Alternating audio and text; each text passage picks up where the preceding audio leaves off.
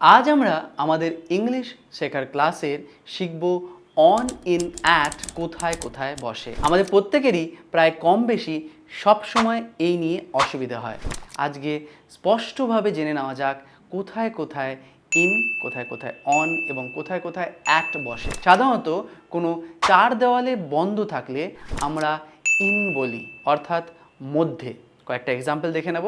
In the room, in the room, in the kitchen, in the kitchen, in the hall, in the dining room, in the dining room, in the bedroom, in the bathroom। তোমরা বুঝতেই পেরেছো, যখন চার দেওয়ালের মধ্যে বন্ধ আমরা তখন ইন ইউজ করছি।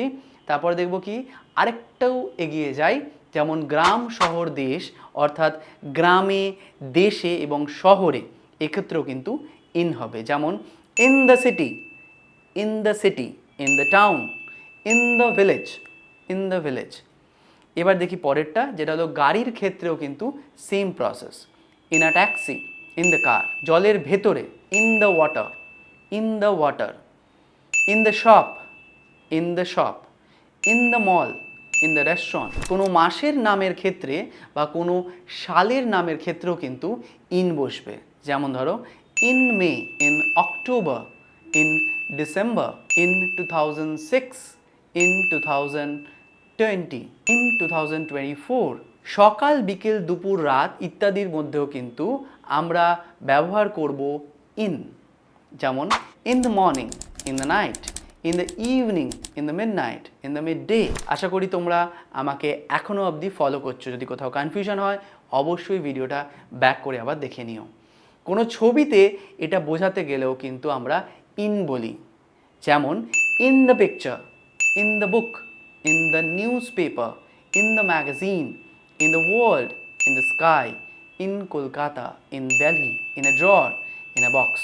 এবার আমরা দেখব অন কোথায় বসে। আশা করি ইনটা তোমরা খুব ভালোভাবে বুঝে গেছো।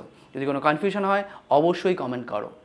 ওপরে বোঝাতে আমরা অন বসাই। যেমন on the wall, on the table, on the shelf, on the floor, on the ground, on a balcony, on the bus, on the train, on the plane, on the branch of a tree, on a cycle, on a motorcycle, on a rickshaw, on a horseback, on Facebook, on social media, on Instagram, on Sunday বা Monday, on the right, on the left, on weekends, on holiday। এবার দেখে নেওয়া যাক কোথায় কোথায় at বসে।